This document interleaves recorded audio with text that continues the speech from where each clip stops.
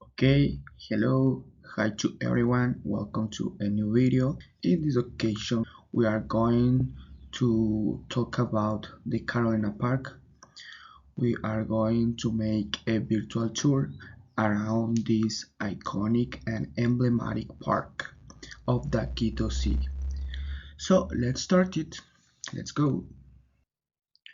Okay, here we have an aerial view of the Carolina Park. In order you can see the whole park. Okay, we are going to talk about a lot of things about this park, such as its technical information, such as information of interests, and among others. So let's start first with the history of this park, with the origin of this park. So let's go. Okay, the Carolina Park used to be a great lake placed in the north of the Quito city. It had its origin at the end of the Pleistocene and at the start of the Holocene. It has its origin in the Wisconsin glaciation, which covered with ice the top of the Pichincha volcano, as you can see here in this AI image. Then, when the Holocene started with warmer climate conditions, the ice started melt, and that water flowed through rivers to the Iñaquito parish and started to form the Añaquito lagoon or Añaquito lake, as you can see here. This was a large lagoon which used to extend from the Iñaquito parish to the Cotocoliao parish. So it was a great lagoon, a great lake. Okay, okay. Now let's talk about the pre-Columbian epoch. Okay, near to this place were settled the Cotocoliao culture, as you can see here in this image. Cotocoliao culture probably was the first culture of the Quito city, and they were settled in several areas of the Quito city, one of them being the current Iñaquito parish. Okay, Cotocoliao culture were a society which were experts in farming, looping, farming potatoes, farming corn, and among others. And they were also specialists in ceramic. They were remarked by their ceramic because their ceramic was very elegant, was very nice, and they were also hunters. They used to hunt some deers, some guinea pigs, and some doves also. Their houses used to be built with bareke, which is a mix of straw and mud. And the roofs of their houses were built with straw, as you can see here. They chose this area because this area used to have a lot of resources to assure the survival of these people, of this society, such as vegetation, flora and fauna, and of course water. So this place presented all the conditions to assure the survival of this community, of this society, the Cotocolia culture. Okay, then we have the Kitukara culture, which was a culture that settled in this place also. This culture was so important in this place because it is probably that they have been a nation known as the Reino de Quito. They were remarked by being good at farming, looping corn, beans, and among others also. Their houses were built with bareke also, as I told you before. Bareke is a mix between mud and straw, and their houses were more sophisticated because they began to use wood pillars to build their houses, and the roofs of the houses were of straw, as you can see here in the image. So, and also they were remarked because of their clothing. So they also used to cultivate cotton for their clothing, as you can see here. And they also used to work on weavings made by cotton, as you can see here, for their clothing. Okay, now let's go with the Inca epic. Okay, the chroniclers says that this land were used by the Inca Huayna Capac to hunt some ducks and herons, as you can see here in this AI image. And also you can see here in the background always the Rucupichincha volcano. That is important to mention. So that was the main use in the Inca epic. Okay, now let's talk about the colonial epic. So let's go. Okay, well, the Carolina Park was a hacienda which belongs to the second Selva Alegre Marquis, known as Juan Pío Montúfar, who was one of the promoters of the first cry of independence of Ecuador. Then the Carolina Hacienda would end up in the hands of Carolina Barba Aguirre in the Republican epoch. Okay, now Republican epoch. The hacienda belongs to the Carolina Barba Aguirre, who left it to her niece Maria Augusta Barba de la Rea. The land was used mainly for grazing because it was just a swamp with a lot of small puddles, as you can see here in the image. That was the main use of this land at the beginning of the 20th century. And due to the conditions of the terrain couldn't be used to agriculture. Okay, then in 1939, the Quito's municipality acquired the land from Maria Augusta Barba de la Rea through the sales contract. It is not, as it is said, that the land of the Carolina Park was a donation, but it was by a sales contract. Okay, then in 1942, the land of the Carolina Park was used as aquifer of water distribution for the population around the Iñaquito parish, and this was made in association with the Harold Smith Water Supply Corporation and the municipality of Quito. So probably that was one of the main reasons why the Carolina Park was finally dried up. And of course also due to the climate conditions of the Holocene, giving as a result the current conditions of the Carolina Park as we all know nowadays. Okay, then after the great migration from the rural areas to the city, to the urban area, the city began to present a lot of new troubles with this migration. And then the municipality had the necessity of making a natural new plan. So as you can see here, this was the plan of Guillermo Jones Odriozola, where the green spaces were going to be for recreation. I mean parks, as you can see here, and over here. All those green spaces. In this space or in this area over here, I mean number 7, number 6, is where Carolina Park is placing nowadays. Let me zoom it a little. Okay, here we are. As you can see here, you can appreciate the shape of the current Carolina Park with this kind of triangle in the south part of the Caroline Park.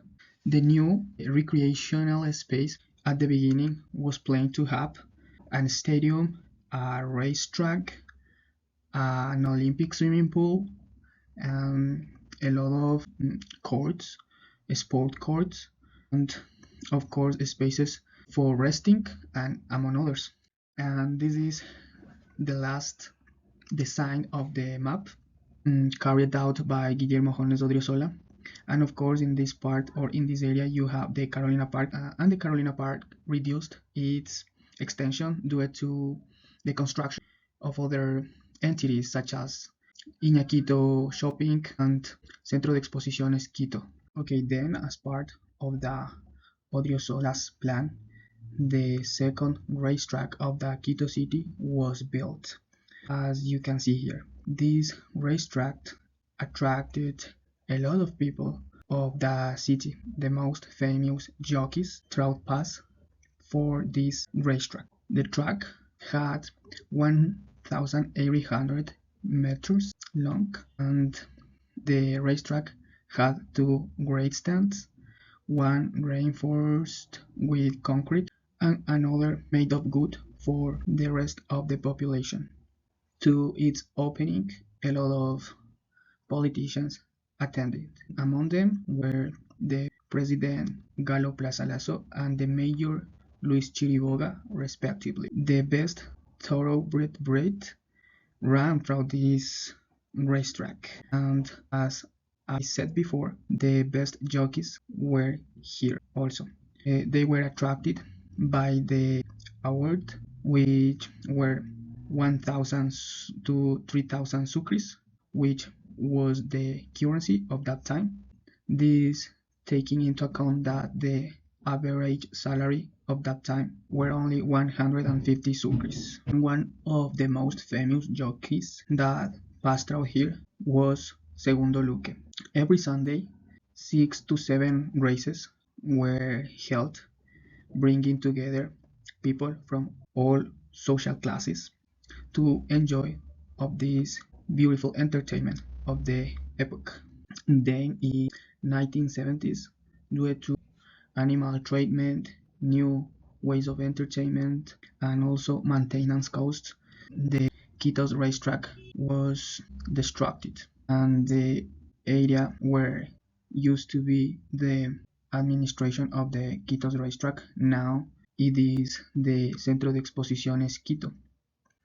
And as living proof of the existence of this racetrack of Quito, there is a bus line called Camal Hipódromo, which is run by the National Cooperative Bus and actually should be called Ferroviaria La Carolina.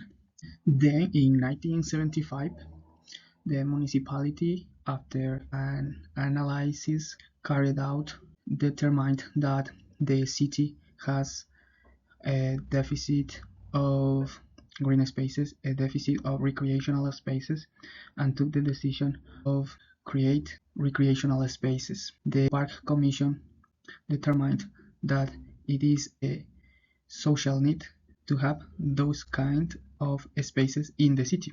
And once again, the Carolina Park project was took into account again. The Commission planned two stages of the plan, one in short term and one in long term.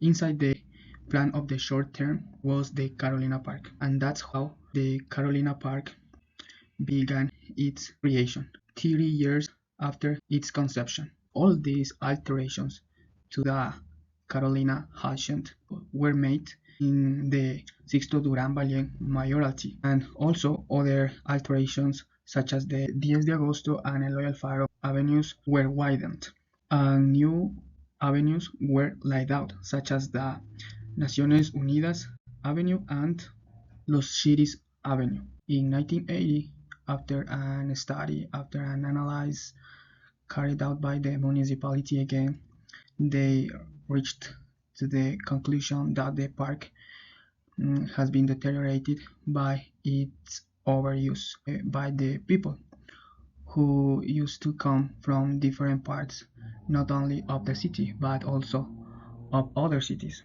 Okay, and also the total area of the land decreased because of the construction of different buildings of other institutions such as the Young World Foundation, for example, the Quito Exhibition Center, formerly the racetrack, the Vivarium of Quito City, the Quito's Botanical Garden, the INAVIO or Biodiversity Institution, and the ANUNA.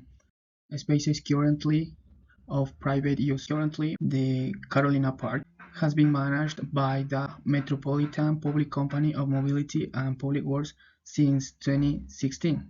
This park has been classified as Metropolitan Park since, according to the DMQ Plan del Distrito Metropolitano de Quito, a Metropolitan Park would be a green area which extension is around 50 hectares, and the Carolina Park has a total extension of 64 hectares. The Carolina Park has been considered by the population as a central point of the culture of the Quito's society due to its economical, cultural, and environmental benefits that this area gives to the city, to the population, and it's considered the heart itself of the Quito society. Due to in this place happened a lot of events that creates a lot of memories and a lot of relationships, and also because it is one of the most iconic parks of the Ecuador, and it is the only one placed in the middle of the city. All the benefits, all these features has made of the Carolina Park the territory of the Quito citizens. It is important that lately this land, this park, has suffered a lot of alterations, such as the pull down of the ex Tribuna de los Iris grandstand, and a lot of alterations in its furniture and facilities. And in the place where they were used to be the Tribuna de los Iris, which is over this area, now has been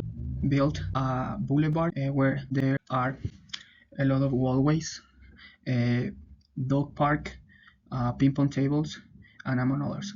Other alteration that this place has suffered is over here in this area where new walkways were built. This area where the Young World Foundation is located.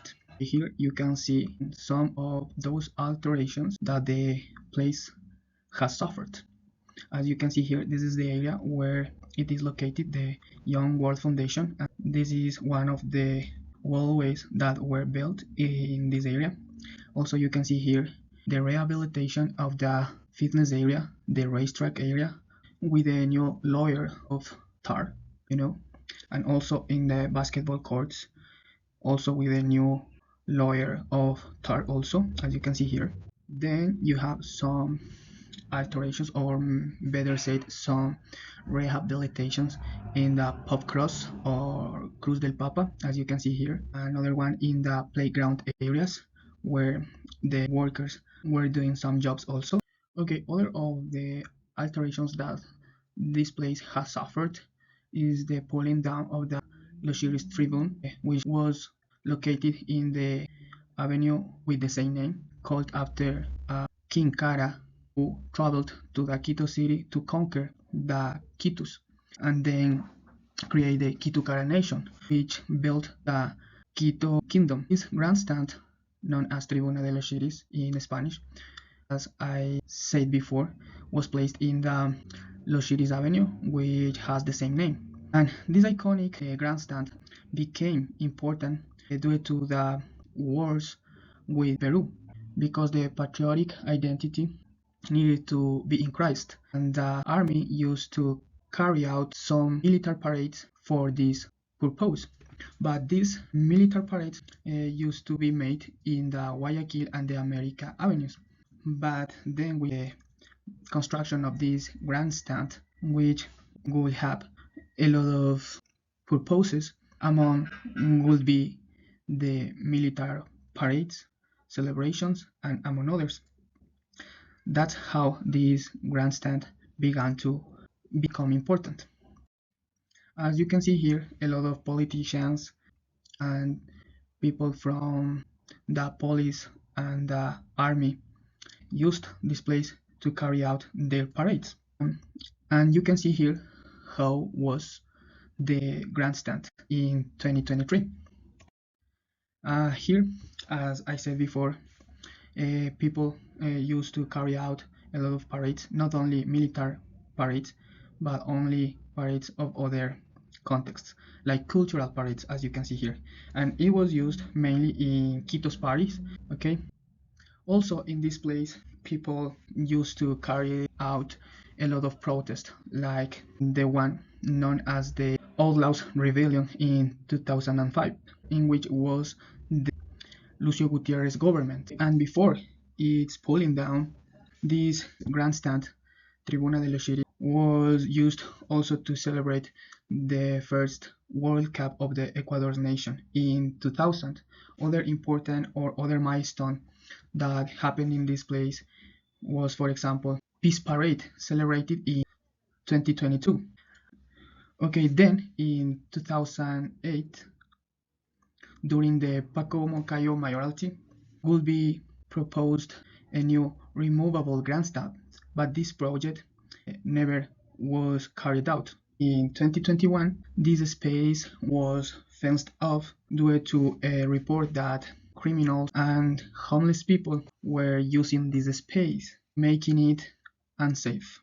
Then the main milestone that would end in the definitive pulling down of this series grandstand will begin in the Pavel Muñoz mayoralty on May 20 of that 2024, after a serious accident happened in this avenue where some illegal racing caused some people died, and after some opposition from the population, finally the place was pulled down, as you can see here. Then, as part of the Safe Path project, this space will become in a boulevard with lighting, vegetation, dock areas, ping pong tables, okay, as you can see here, the boulevard, okay, and also this commemorative space called as We're Missing Three, in honor of the journalist of the newspaper El Comercio murdered by conflict groups like the Frente Oliver Sinisterra de alias Guacho in Esmeraldas in 2018. You can see here the ping pong tables, you can see here the dog areas also, and yeah,